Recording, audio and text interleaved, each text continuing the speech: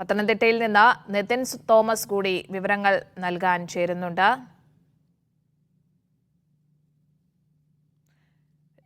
കുവൈത്തിലെ ദുരന്തത്തിൽ ഏറ്റവും കൂടുതൽ ആളുകൾ മരിച്ചത് പത്തനംതിട്ട ജില്ലയിലാണ്. 5 പേരാണ് പത്തനംതിട്ടയിൽ മരിച്ചത്. ഒരു നാടിനെ തന്നെ കണ്ണീരിലാഴ്ത്തിയാണ് അവരുടെ പ്രിയപ്പെട്ടവർ വിട പറയുന്നത്. നിതിൻ തോമസ് പത്തനംതിട്ടയിൽ നിന്ന് വിവരങ്ങൾ നൽകും. നിതിൻ, പത്തനംതിട്ടയിൽ ഏറ്റവും കൂടുതൽ ആളുകൾ മരിച്ചത് പത്തനംതിട്ടയിലാണ്. കൊച്ചിയിൽ നിന്ന് എല്ലാവരുടെയും മൃതദേഹങ്ങൾ അവരവരുടെ വീടുകളിലേക്ക് എത്തിക്കേണ്ടതുണ്ട്. ശരൺ പറയുന്നത് പോലെ അവിടെ ക്രമീകരണങ്ങളൊക്കെ ഒരുക്കിയിട്ടുണ്ട്. ജില്ലാ ഭരണകൂടത്തിന്റെ ഭാഗത്തു നിന്നുള്ള പ്രവർത്തനങ്ങളും ക്രമീകരണങ്ങളും ഒക്കെ എങ്ങനെയാണ് പത്തനംതിട്ടയിലെ?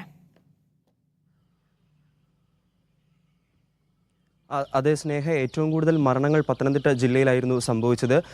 ജില്ലാ ഭരണകൂടത്തിൻ്റെ ഭാഗത്തു നിന്നുള്ള എല്ലാവിധ നടപടിക്രമങ്ങളും സൗകര്യങ്ങളും ഇന്നലെ രാത്രി തന്നെ ഏകോപിപ്പിച്ചിരുന്നു. അതിൻ്റെ ഉത്തരവ് കളക്ടർ ഇറക്കിയിരുന്നു. മൊത്തം 6 സ്വദേശികളാണ്, പത്തനംതിട്ടയിലെ 6 സ്വദേശികളാണ് കുവൈറ്റിലെ തീപിടുത്തത്തിൽ മരണമടഞ്ഞത്.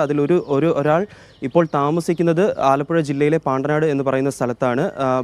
അദ്ദേഹം നിരണം സ്വദേശിയാണ്, പത്തനംതിട്ട നിരണം സ്വദേശിയാണ്.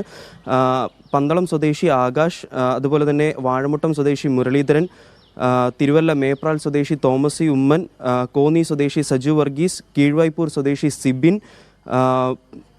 സിബിൻ, അതുപോലെ തന്നെ നിരണം സ്വദേശി മാത്യു തോമസ് എന്നീ 6 പേരായിരുന്നു മരണമടഞ്ഞത്. ഇതിൽ മാത്യു തോമസ് പാണ്ടനാടാണ് താമസിക്കുന്നത്. ആലപ്പുഴ ജില്ലയുടെ ഭാഗമാണ് പാണ്ടനാട് എന്ന് പറയുന്നത്. ഈ മൃതദേഹം എത്തിക്കാനുള്ള മൃതദേഹം എത്തിക്കഴിഞ്ഞാൽ ഇവിടെ സ്വീകരിക്കാനുള്ളതും അതുപോലെ തന്നെ എല്ലാവിധമായ കാര്യങ്ങളും ഇന്നലെ വൈകുന്നേരത്തോടു കൂടി തന്നെ ജില്ലാ കളക്ടറുടെ നേതൃത്വത്തിൽ ഏകോപിപ്പിച്ചിട്ടുണ്ട്. ഇതിൽ ഈ ആകാശിൻ്റെ സംസ്കാരം നടക്കുക ശനിയാഴ്ചയായിരിക്കുമെന്ന് കുടുംബം അറിയിച്ചിട്ടുണ്ട്. ആകാശിൻ്റെ സഹോദരിയുടെ ഭർത്താവ് വിദേശത്താണ്, ദുബായിലാണ്. അദ്ദേഹം ശനിയാഴ്ച രാവിലെ മാത്രമായിരിക്കും എത്തിച്ചേരുക. അതുകൊണ്ട് ശനിയാഴ്ച പൊതുദർശനം നടത്തി ശനിയാഴ്ച വൈകുന്നേരമായിരിക്കും സംസ്കാരം നടത്തുക എന്നാണ് ബന്ധുക്കൾ അറിയിക്കുന്നത്. ആകാശിൻ്റെ മൃതദേഹം ഇവിടെ പന്തളത്ത് തന്നെയുള്ള ഒരു സ്വകാര്യ മോർച്ചറിയിലേക്ക് മാറ്റാനാണ് ബന്ധുക്കൾ തീരുമാനിച്ചിരിക്കുന്നത്. വാഴമുട്ടം സ്വദേശിയായ മുരളീധരൻ്റെ സംസ്കാരം ഇന്ന് തന്നെ നടത്താനാണ് ബന്ധുക്കൾ തീരുമാനിച്ചിരിക്കുന്നത്. എയർപോർട്ടിൽ നിന്ന് എത്തുന്ന മുറയ്ക്ക് തന്നെ ഇവിടെ പൊതുദർശനം നടത്തി ഇന്ന് തന്നെ സംസ്കാരം നടത്തും. കോന്നി സ്വദേശിയായ സജു വർഗീസിൻ്റെ സംസ്കാരവും കീഴ്വായ്പൂർ സ്വദേശിയായ സിബിൻ്റെ സംസ്കാരവും തിങ്കളാഴ്ചയാണ് നിശ്ചയിച്ചിരിക്കുന്നത്. സജു വർഗീസ് ഇവിടെ മാർത്തോമ സഭ അംഗമാണ്, ക്രിസ്ത്യൻ മാർത്തോമ സഭ അംഗമാണ്. അതുകൊണ്ട് തന്നെ മാർത്തോമ സഭയുടെ മെത്രാപ്പൊലീത്തമാർ ഇന്നലെ സജു വർഗീസിൻ്റെ വീട് സന്ദർശിച്ചിരുന്നു. അവരുടെ ഒരു സൗകര്യം കൂടെ കണക്കാക്കിയാണ് തിങ്കളാഴ്ച സംസ്കാരം നടത്താൻ തീരുമാനിച്ചിരിക്കുന്നത്. സിബിൻ്റെ വീട്ടിൽ നിന്ന് നമുക്ക് അറിയാൻ സാധിക്കുന്ന ഒരു വിവരമെന്ന് പറയുന്നത് സിബിൻ്റെ ജീവനറ്റ ശരീരം എത്തിയതിന് ശേഷം സംസ്കാര ചടങ്ങുകളെ പറ്റി തീരുമാനിക്കാമെന്നാണ് അവർ പറഞ്ഞിരിക്കുന്നത്. ഏകദേശം തിങ്കളാഴ്ചയോടുകൂടെ തന്നെയായിരിക്കും സിബിൻ്റെ സംസ്കാരവും നടക്കുക. അതുപോലെ തന്നെ മേപ്രാൽ സ്വദേശി തോമസ് സി ഉമ്മൻ്റെ മൃതദേഹവും മോർച്ചറിയിലേക്ക് മാറ്റാനാണ് കുടുംബം തീരുമാനിച്ചിരിക്കുന്നത്. അദ്ദേഹവും ഈ ക്രിസ്ത്യൻ സമൂഹത്തിൽ പെടുന്നതാണ്.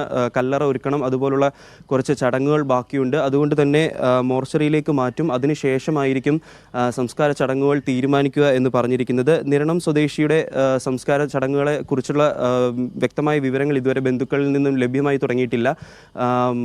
മൃതദേഹം എത്തിയതിനു ശേഷം തീരുമാനിക്കാമെന്നാണ് അവിടെ നിന്നും അറിയിച്ചിരിക്കുന്നത്. അതിനാൽ ഇന്ന് ഈ മൃതദേഹം എത്തുന്ന മുറയ്ക്ക് തന്നെ ഈ വാഴമുട്ടം സ്വദേശിയുടെ മാത്രം സംസ്കാരമായിരിക്കും ഇന്ന് നടക്കുക. പൊതുദർശനവും വാഴമുട്ട സ്വദേശിയുടെ മാത്രമായിരിക്കും ഉണ്ടാവുക. ബാക്കിയുള്ളവരുടെ മൃതദേഹങ്ങളെല്ലാം തന്നെ മോർച്ചറിയിലേക്ക് മാറ്റാനാണ് തീരുമാനിച്ചിരിക്കുന്നത്. ഒരു നാടാകെ വിറങ്ങലിച്ച സമയമായിരുന്നു കടന്നുപോയത്. അതിനൊരു ആശ്വാസമായിട്ടാണ് ഇവരുടെ ജീവനറ്റ ശരീരം ഇന്ന് തന്നെ എത്തുമെന്നുള്ള ആശ്വാസ വാർത്ത ഇവരെ തേടിയെത്തിയത്. സ്നേഹ, ശരി. കുവൈത്തിൽ തീപിടുത്തത്തിൽ മരിച്ച മലയാളികൾ ഉൾപ്പെടെയുള്ള ഇന്ത്യക്കാരുടെ മൃതദേഹങ്ങളുമായി നാട്ടിലേക്ക് കുവൈത്തിൽ നിന്ന് വിമാനം തിരിച്ചു. 8:30 കൊച്ചി നെടുമ്പാശ്ശേരിയിൽ എത്തുന്ന വിമാനം. അവിടെ പൊതുദർശനമുണ്ടാകും മലയാളികളുടെയൊക്കെ മൃതദേഹങ്ങൾ അവിടെ നിന്ന് അതത് ജില്ലാ ഭരണകൂടത്തിൻ്റെ പ്രതിനിധികളും മുഖ്യമന്ത്രിയും അടക്കമുള്ളവർ ഏറ്റുവാങ്ങും. അതിനുശേഷം പ്രത്യേകം ക്രമീകരിച്ച ആംബുലൻസുകളിലായിരിക്കും ജന്മനാടുകളിലേക്ക് മൃതദേഹം എത്തിക്കുക. എല്ലാ ജില്ലാ ഭരണകൂടങ്ങളൊക്കെ അത്തരത്തിലുള്ള ക്രമീകരണങ്ങളൊക്കെ തന്നെ പൂർത്തിയാക്കിയിട്ടുണ്ട്. മുഖ്യമന്ത്രിയും മന്ത്രിമാരും കൊച്ചി നെടുമ്പാശ്ശേരിയിലെത്തി മൃതദേഹങ്ങൾ ഏറ്റുവാങ്ങും.